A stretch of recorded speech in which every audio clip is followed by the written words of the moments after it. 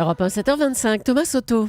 Hier, en Conseil des ministres, le président de la République a clairement fait passer le message. Il attend plus de force, plus de cohérence, plus de rapidité de la part de son gouvernement. Bonjour Caroline Roux. Bonjour Thomas. En fait, les Français sont pas contents du gouvernement et le président non plus. Oui, c'est exactement ça. François Hollande a déjà tiré toutes les leçons de tout ce qui ne marche pas. Alors il est à la recherche non pas d'un gouvernement, mais d'une équipe. Il faut des ministres forts avec un collectif. Voilà ce qu'il explique à ses visiteurs en ce moment. Le collectif, c'est vraiment son obsession.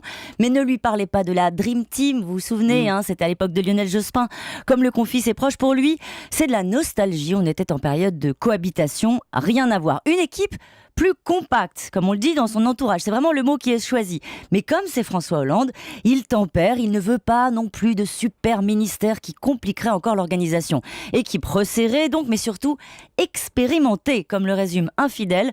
On a plus une demande d'expérience que de jeunesse. Ça donne le portrait robot de ce que sera le prochain gouvernement, sans doute la semaine prochaine. Et du chef de cette équipe, du Premier ministre, il attend quoi, François Alors, Hollande ? il le veut, les mains dans le cambouis, à l'initiative, mobilisateur, pas franchement le portrait robot de celui qu'il a choisi pour le job. Un fidèle rapporte ce commentaire du président. Il ne faut pas demander à un Premier ministre d'être trop discret. Alors voilà, Ça ressemble à une condamnation, ça, non, quand même, non ? Ça ressemble à un commentaire assez sévère du Premier ministre. Une condamnation, il faut attendre un peu, vous savez, en tout cas, ça ne le renforce pas. Exactement. À force de se montrer loyal, Jean-Marc Ayrault a fini par être transparent. Et sur la méthode, il a déjà son idée, le président, ou pas ? Comment il va s'y prendre ? Alors c'est sa deuxième obsession, aller plus vite. Il y a urgence, les Français s'impatientent. Alors François Hollande attend de son gouvernement qu'il mette la pression sur l'administration pour faire avancer les dossiers.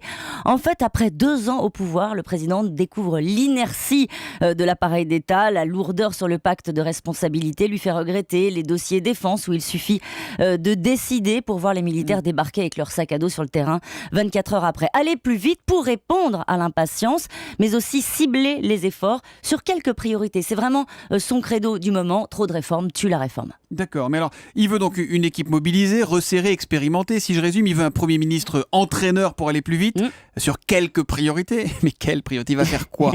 La même chose en version professionnelle. Pacte de responsabilité, emploi, économie, confiance. Un signal naturellement pour les ménages sur le pouvoir d'achat pour montrer qu'il a bien reçu la gifle, mais pas tout de suite. Ce sera en 2015, pas avant.